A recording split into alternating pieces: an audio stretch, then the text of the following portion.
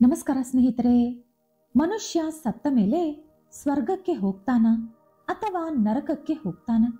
ಈ ಪ್ರಶ್ನೆ ಯಾವಾಗಲೂ ಒಂದು ಸಲ ನಮ್ಮೆಲ್ರಿಗೂ ಕೂಡ ಬಂದೇ ಇರುತ್ತೆ. ಆದರೆ ಇದರ ಬಗ್ಗೆ ಯಾರೂ ಕೂಡ ಸ್ಪಷ್ಟವಾಗಿ ಹೇಳೋಕೆ ಆಗಲ್ಲ. ಆದರೆ ಒಂದು ಚಿಕ್ಕ ಗ್ರಾಮದಲ್ಲಿ ನಡೆದಂತ ಈ ಸಂಘಟನೆ ಈ ಪ್ರಶ್ನೆಗೆ ಸರಿಯಾದ ಉತ್ತರ ಕೊಡುತ್ತೆ. ಈಗ ನೀವು ಕೇಳುವಂತ ಈ ಕತೆ ಜೀವನದ ಮೇಲೆ ನಿಮಗಿರುವಂತ ಆಲೋಚನೆಯನ್ನು ಪೂರ್ತಿಯಾಗಿ ಬದಲಾಯಿಸುತ್ತೆ. ಅಂತಿಮವಾಗಿ ಅಂದ್ರೆ ಸತ್ತ ಮೇಲೆ ನಾವು ಎಲ್ಲಿಗೆ ಹೋಗ್ತೀವಿ ಅನ್ನೋದು ಬದುಕಿರುವಾಗ ನಾವು ಯಾವ ರೀತಿ ಇದ್ದೆವು ಅನ್ನುವುದರ ಮೇಲೆ ಅವಲಂಬಿಸಿರುತ್ತೆ. ಹಾಗಾಗಿ ಈ ಕತೆ ಕೊನೆಯಲ್ಲಿ ನಾವು ಹೇಳುವಂತ ನೀತಿ ಪಾಠ ನಿಮ್ಮ ಮನಸ್ಸಲ್ಲಿ ಕೊನೆಯವರೆಗೂ ಉಳಿದು ಹೋಗುತ್ತೆ. ಹಾಗಾಗಿ ಈ ಕಥೆಯನ್ನ ಕೊನೆಯವರೆಗೂ ಸ್ಕಿಪ್ ಮಾಡದೆ ನೋಡಿ. ಆದ್ರೆ ಅದಕ್ಕೂ ಮುಂಚೆ ನೀವಿನ್ನೂ ನಮ್ಮ ಚಾನೆಲ್ ಅನ್ನು ಸಬ್ಸ್ಕ್ರೈಬ್ ಮಾಡ್ಕೊಂಡಿಲ್ಲ ಅಂದ್ರೆ ಖಂಡಿತ ಈಗಲೇ ಸಬ್ಸ್ಕ್ರೈಬ್ ಮಾಡ್ಕೊಳ್ಳಿ. ಹಾಗೆ ಈ ವಿಡಿಯೋ ಇಷ್ಟ ಆದ್ರೆ ಮರೀದೆ ಒಂದು ಲೈಕ್ ಕೊಡಿ. ಒಂದು ಗ್ರಾಮದಲ್ಲಿ ಒಬ್ಬ ಬ್ರಾಹ್ಮಣ ಪಂಡಿತ ವಾಸವಿದ್ದ. ಆತ ಕಾಶಿಯಲ್ಲಿ ಸಕಲ ವಿದ್ಯೆಗಳು ಹಾಗೂ ಶಾಸ್ತ್ರಗಳನ್ನು ಕಲಿತುಕೊಂಡಿದ್ದ. ಒಂದು ದಿನ ಯಾವುದೋ ಕೆಲಸದ ಮೇಲೆ ಹತ್ತಿರದಲ್ಲಿದ್ದಂತ ಒಂದು ನಗರಕ್ಕೆ ಹೋದ. ಕೆಲಸ ಮುಗಿಸಿಕೊಂಡು ಮನೆಗೆ ಹಿಂದಿರುಗಿ ಬರುವಾಗ ಜೋರಾಗಿ ಮಳೆ ಶುರುವಾಯಿತು. ಅವನ ಹತ್ತಿರ ಕೊಡೆ ಕೂಡ ಇಲ್ಲದ ಕಾರಣ ಒಂದು ಮನೆ ಜಗಲಿಯ ಹತ್ತಿರ ಹೋಗಿ ನಿಂತುಕೊಂಡ. ಅದೊಂದು ವೇಶ್ಯೆಯ ಮನೆಯಾಗಿತ್ತು. ಸ್ವಲ್ಪ ಹೊತ್ತಿನ ನಂತರ ಮಳೆ ಕಡಿಮೆ ಆಯಿತು. ಆ ಮನೆ ಮುಂದೆಯಿಂದ ಯಾರೋ ಮೃತಪಟ್ಟ ವ್ಯಕ್ತಿಯ ಹೆಣವನ್ನು ಹೊತ್ತುಕೊಂಡು ಹೋಗುತ್ತಿದ್ದರು. ಆಗ ಆ ವೇಶ್ಯೆ ಮಹಿಳೆ ಅವಳ ಮಗಳನ್ನು ಕರೆದು ಸತ್ತಿರುವ ಆ ವ್ಯಕ್ತಿ ಸ್ವರ್ಗಕ್ಕೆ ಹೋದನೋ ಅಥವಾ ನರಕಕ್ಕೆ ಹೋದನೋ ತಿಳಿದುಕೊಂಡು ಬಾ ಎಂದು ಹೇಳಿ ಕಳಿಸಿದಳು. ಅವಳ ಮಾತುಗಳನ್ನು ಕೇಳಿದ ಪಂಡಿತನಿಗೆ ಆಶ್ಚರ್ಯವಾಯಿತು. ಎಲ್ಲಾ ಶಾಸ್ತ್ರಗಳು ವಿದ್ಯೆಗಳು ಕಲಿತುಕೊಂಡಿರುವ ನನಗೆ ಮೃತಪಟ್ಟವರು ಎಲ್ಲಿಗೆ ಹೋಗುತ್ತಾರೆ ಎಂಬ ವಿದ್ಯೆ ತಿಳಿಯದೇ ಹೋಯಿತಲ್ಲ ಎಂದು ಚಿಂತಿಸಿದ ಬ್ರಾಹ್ಮಣ ಇನ್ನು ಸ್ವಲ್ಪ ಹೊತ್ತು ಅಲ್ಲೇ ಇದ್ದುಕೊಂಡು ಈ ವಿಷಯದ ಬಗ್ಗೆ ತಿಳಿದುಕೊಳ್ಳೋಣ ಎಂದು ಯೋಚಿಸಿದ. ಅಷ್ಟರಲ್ಲಿ ಆ ವೇಶ್ಯೆಯ ಮಗಳು ಮನೆಗೆ ಬಂದು, ಅಮ್ಮ, ಸತ್ತಿರುವ ಆ ವ್ಯಕ್ತಿ ನರಕಕ್ಕೆ ಹೋಗಿದ್ದಾನೆ ಎಂದು ಹೇಳಿದಳು. ಸ್ವಲ್ಪ ಹೊತ್ತಿನ ನಂತರ ಮತ್ತೆ ಆ ಮನೆ ಮುಂದೆಯಿಂದ ಇನ್ನೊಂದು ಶವ ಹೋಗುತ್ತಿತ್ತು. ಮತ್ತೆ ಆ ಮಹಿಳೆ ಮಗಳನ್ನು ಕರೆದು ಈ ವ್ಯಕ್ತಿ ಸ್ವರ್ಗಕ್ಕೆ ಹೋದನೋ ಅಥವಾ ನರಕಕ್ಕೆ ಹೋದನೋ ತಿಳಿದುಕೊಂಡು ಬಾ ಎಂದು ಹೇಳಿದಳು.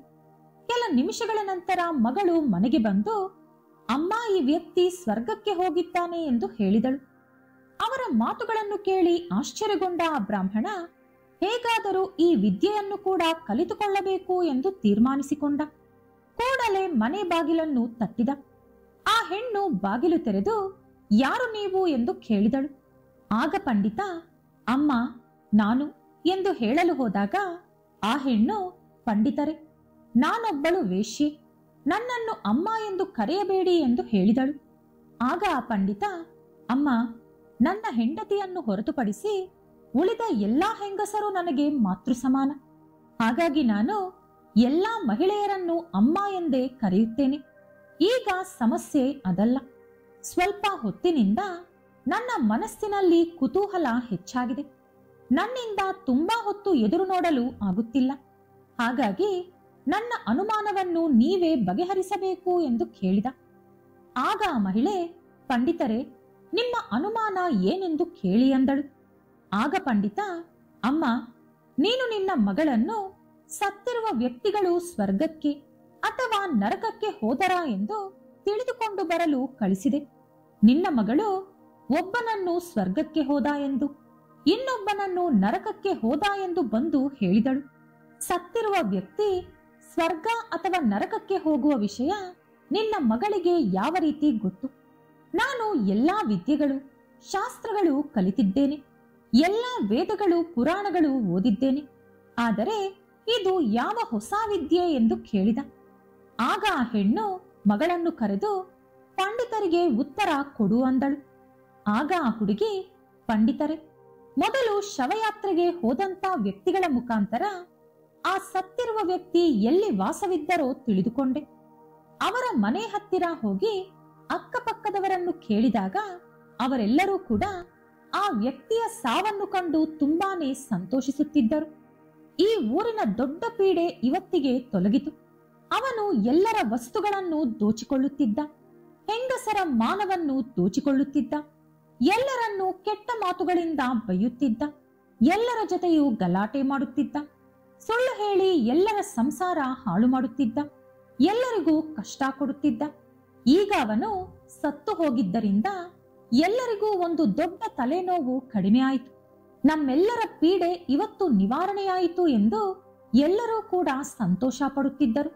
ಅವರ ಮಾತುಗಳ ಆಧಾರವಾಗಿ ನಾನು ಆ ವ್ಯಕ್ತಿ ನರಕಕ್ಕೆ ಹೋದ ಎಂದು ಹೇಳಿದೆ. ಅದೇ ರೀತಿ ಎರಡನೇ ವ್ಯಕ್ತಿಯ ವಿಳಾಸ ಕೂಡ ತಿಳಿದುಕೊಂಡು ಅಲ್ಲಿ ಹೋಗಿ ನೋಡಿದೆ. ಅಲ್ಲಿ ಎಲ್ಲರೂ ಕೂಡ ತುಂಬಾ ದುಃಖ ಪಡುತ್ತಿದ್ದರು. ಅಯ್ಯೋ, ಎಷ್ಟೊಂದು ದೊಡ್ಡ ಅನಾಹುತ ನಡೆದು ಹೋಯಿತು. ಎಲ್ಲರಿಗೂ ಒಳ್ಳೆ ಬುದ್ಧಿ ಹೇಳುತ್ತಿದ್ದ, ಸಾಧುಗಳನ್ನು, ಮಹಾತ್ಮರನ್ನು, ದೊಡ್ಡವರನ್ನು ಗೌರವಿಸುತ್ತಿದ್ದ, ಒಳ್ಳೆಯವರ ಜೊತೆ ಮಾತ್ರ ಸ್ನೇಹ ಮಾಡುತ್ತಿದ್ದ, ಹೆಂಡತಿ ಮಕ್ಕಳಿಗೆ ಒಳ್ಳೆಯವನಾಗಿದ್ದ, ಊರೆಲ್ಲರಿಗೂ ಕೂಡ ಒಳ್ಳೆಯವನಾಗಿದ್ದ, ಯಾರಿಗಾದರೂ ಹುಷಾರಿಲ್ಲ ಅಂದರೆ ಅವರಿಗೆ ಸೇವೆ ಮಾಡುತ್ತಿದ್ದ, ಅನಾಥರಿಗೆ ಬಡವರಿಗೆ ಉಚಿತವಾಗಿ ಚಿಕಿತ್ಸೆ ಕೊಡಿಸುತ್ತಿದ್ದ, ಕಷ್ಟದಲ್ಲಿರುವವರಿಗೆ ಹಣದ ಸಹಾಯ ಮಾಡುತ್ತಿದ್ದ, ಹಸಿದವರಿಗೆ ಊಟ ಹಾಕುತ್ತಿದ್ದ. ಅವನ ಮನೆಗೆ ಯಾರೇ ಹೋದರೂ ಖಾಲಿ ಹೊಟ್ಟೆಯಲ್ಲಿ ಕಳಿಸುತ್ತಿರಲಿಲ್ಲ. ಯಾರಾದರೂ ಮಾನಸಿಕವಾಗಿ ಕುಗ್ಗಿ ಹೋಗಿದ್ದರೆ ಅವರಿಗೆ ಧೈರ್ಯ ಹೇಳುತ್ತಿದ್ದ. ದೇವರಂತ ಮನುಷ್ಯ ಸತ್ತು ಹೋಗಿ ನಾವೆಲ್ಲರೂ ಈಗ ಅನಾಥರಾದೆವು, ಅವರ ಬದಲು ನಾವಾದರೂ ಸತ್ತು ಹೋಗಿದ್ದರೆ ಚೆನ್ನಾಗಿರುತ್ತಿತ್ತು. ಅಯ್ಯೋ ದೇವರೇ, ಅವರ ಬದಲು ನನ್ನ ಪ್ರಾಣ ತೆಗೆದುಕೋ ಎಂದು ಜನರು ಗೋಳಾಡುತ್ತಿದ್ದರು. ಅವರ ಮಾತುಗಳನ್ನು ಕೇಳಿಸಿಕೊಂಡು ಆ ವ್ಯಕ್ತಿ ಖಂಡಿತ ಸ್ವರ್ಗಕ್ಕೆ ಹೋಗಿದ್ದಾನೆ ಎಂದು ನನಗೆ ತಿಳಿಯಿತು ಅಂದಳು ಆ ಹುಡುಗಿ. ಆ ಹುಡುಗಿಯ ಮಾತುಗಳನ್ನು ಕೇಳಿದ ಪಂಡಿತ, ನಿಜ, ನಮ್ಮ ಶಾಸ್ತ್ರಗಳು, ಪುರಾಣಗಳು, ಗ್ರಂಥಗಳು ಇದೇ ವಿಷಯ ಹೇಳುತ್ತದೆ. ಒಳ್ಳೆ ಕೆಲಸ ಮಾಡಿದರೆ ಪುಣ್ಯ, ಕೆಟ್ಟ ಕೆಲಸ ಮಾಡಿದರೆ ಪಾಪ. ಒಳ್ಳೆಯವರಿಗೆ ಸ್ವರ್ಗ, ಕೆಟ್ಟವರಿಗೆ ನರಕ ಎಂದು ನಮ್ಮ ವೇದ ಪುರಾಣಗಳು, ಋಷಿ ಮುನಿಗಳು, ಸಾಧು ಸಂತರು, ಹಿರಿಯವರು ಹೇಳಿದ್ದಾರೆ. ನಾನೇ ಆ ವಿಷಯವನ್ನು ಗಂಭೀರವಾಗಿ ತೆಗೆದುಕೊಳ್ಳಲಿಲ್ಲ ಎಂದು ಮನಸ್ಸಿನಲ್ಲಿ ಅಂದುಕೊಂಡ. ಪರೋಪಕಾರಃ ಪುಣ್ಯಾಯ ಪಾಪಾಯ ಪರಪೀಡನಂ.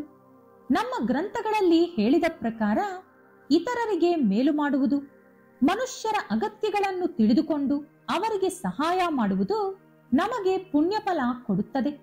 ಅದೇ ರೀತಿ ಇತರರಿಗೆ ನೋವು ಕೊಡುವುದು, ಕಷ್ಟ ಕೊಡುವುದು ನಮಗೆ ಪಾಪ ತಂದುಕೊಡುತ್ತದೆ. ಈ ಕತೆ ನಮಗೆ ಒಂದು ಸತ್ಯವನ್ನು ಕೂಡ ನೆನಪು ಮಾಡುತ್ತದೆ. ನಮ್ಮ ಮಾತುಗಳು, ನಮ್ಮ ಪ್ರವರ್ತನೆ, ನಮ್ಮ ನಡವಳಿಕೆಯೇ ನಮ್ಮ ಕೊನೆ ಪ್ರಯಾಣವನ್ನು ನಿರ್ಣಯಿಸುತ್ತದೆ.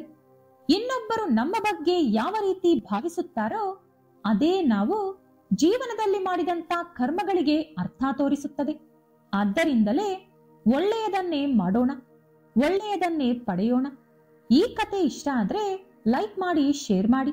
ಇಂತಹ ಹೆಚ್ಚಿನ ಉತ್ತಮ ಕತೆಗಳಿಗಾಗಿ ತಪ್ಪದೇ ನಮ್ಮ ಚಾನೆಲ್ ಅನ್ನು ಸಬ್ಸ್ಕ್ರೈಬ್ ಮಾಡ್ಕೊಳ್ಳಿ. ನಾಳೆ ಮತ್ತೊಂದು ವಿಡಿಯೋದೊಂದಿಗೆ ಪುನಃ ಭೇಟಿಯಾಗೋಣ. ಧನ್ಯವಾದಗಳು.